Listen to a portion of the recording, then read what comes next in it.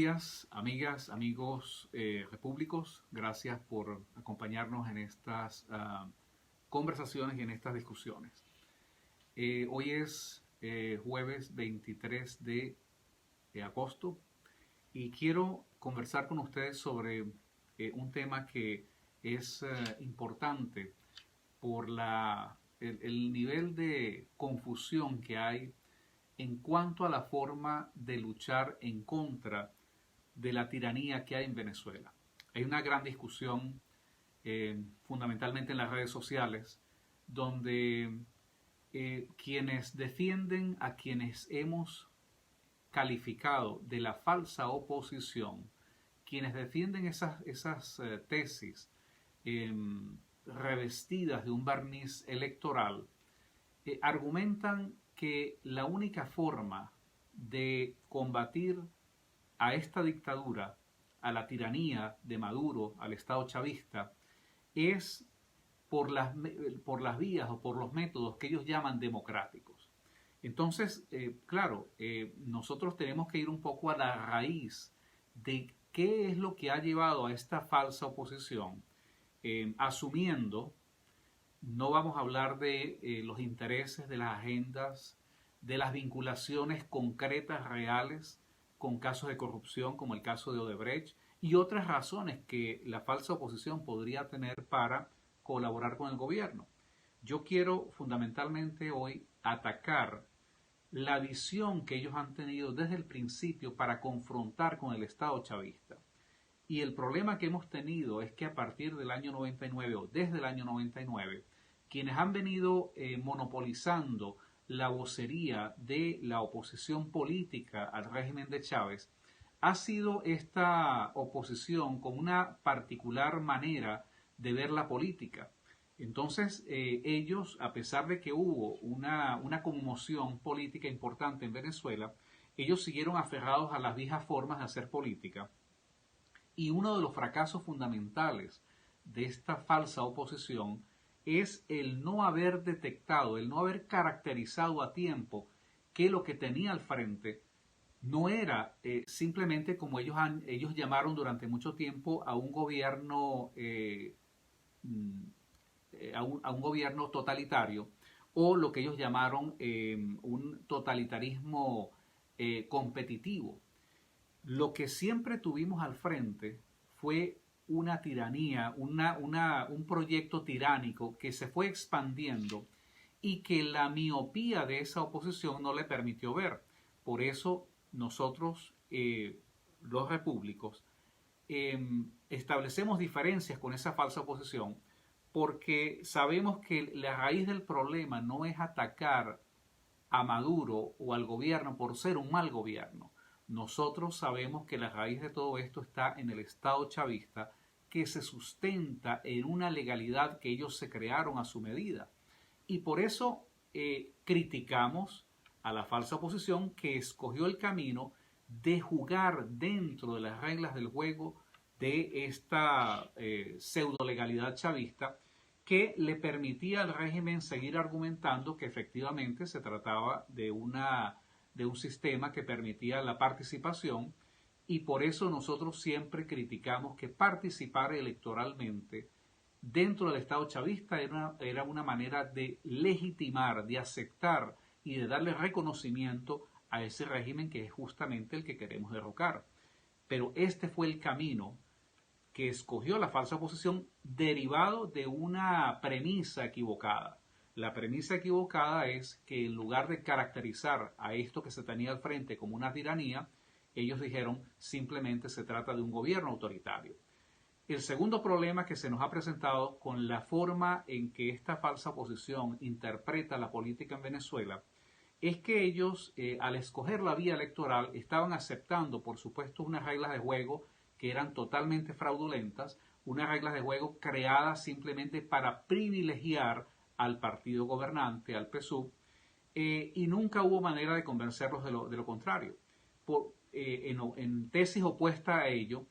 esta falsa oposición se empeñó y se creyó a sí misma que si electoralmente podía derrotar al gobierno, al régimen, entonces era fácil que el gobierno simplemente aceptara la derrota y les entregara el poder.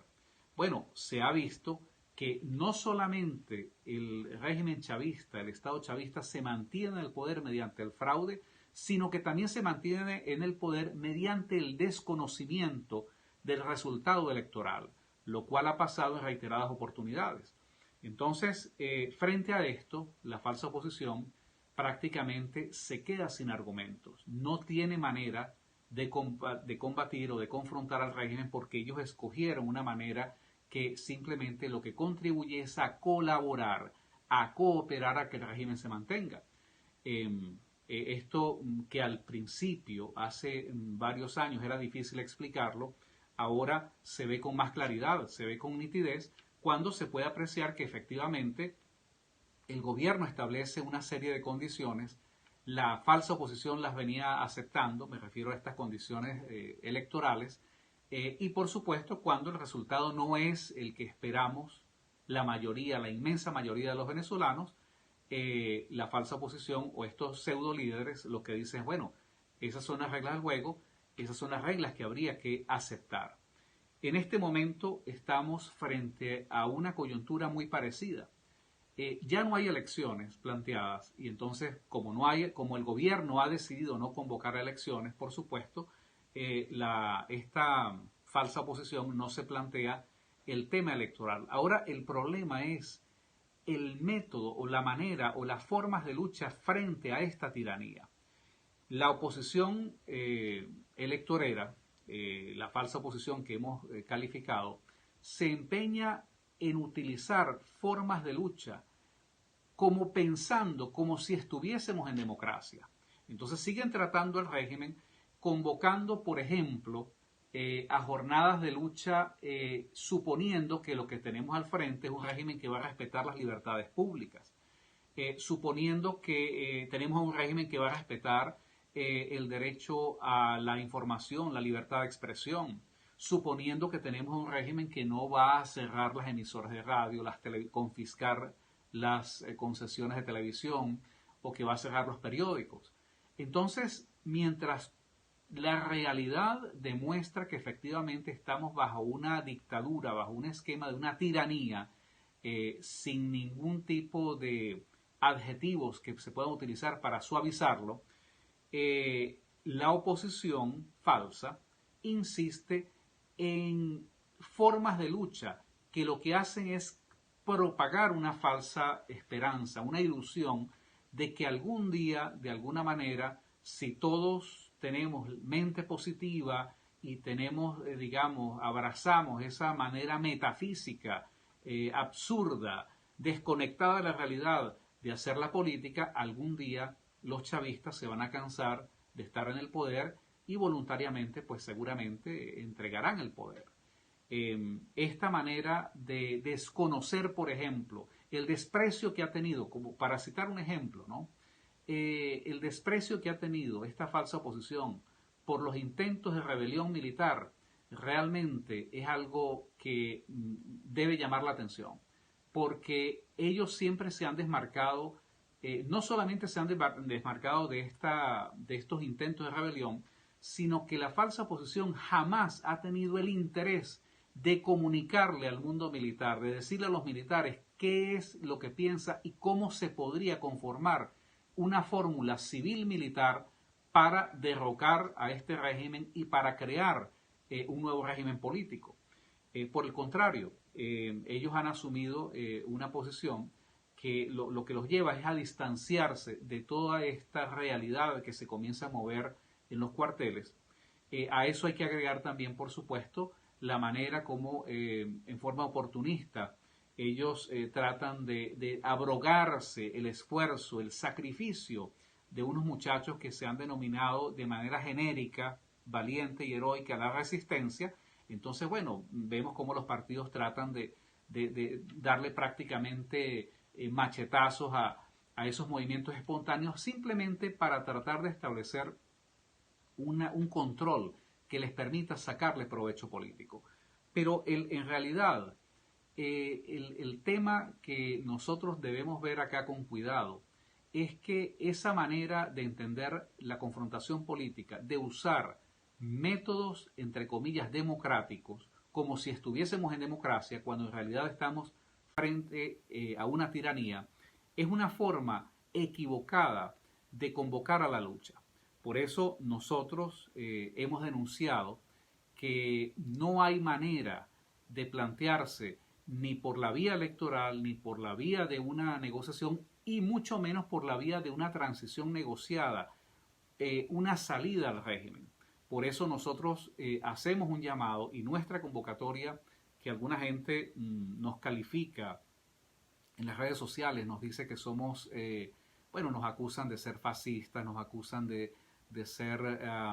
intolerantes y de ser radicales. Lo que pasa es que nosotros tenemos que abordar la política desde un punto de vista del materialismo político. Y el materialismo político se apoya en la realidad. Nosotros, quienes nos identificamos con la etiqueta del movimiento Repúblicos, lo que queremos es llevar un debate que nos permita identificar cuáles son las razones, las raíces del problema que estamos atravesando en Venezuela y cuáles pueden ser en realidad los posibles desarrollos que nos permitan salir adelante. Por eso nosotros tratamos de llevar adelante estos temas que para muchos son políticamente incorrectos, pero que son los temas que deberían estar dominando el debate político nacional y no estas muestras vergonzosas, deprimentes, como las que se dio en la Asamblea o desde la Asamblea Nacional, donde también pues ellos hablan y hacen discursos como si estuviésemos en democracia, pero con una desconexión absoluta con la realidad y además dando pues un espectáculo simplemente mostrando pues el nivel de ambición y de oportunismo que les caracteriza. Lo importante para nosotros aquí es significar la idea que no es posible combatir a la dictadura, combatir al Estado chavista con la pseudo legalidad del propio Estado chavista. Es necesario promover una ruptura. Por eso nosotros hablamos de la fractura militar, por eso nosotros hablamos de desconocer esa pseudo legalidad constitucional de la Constitución del año 99,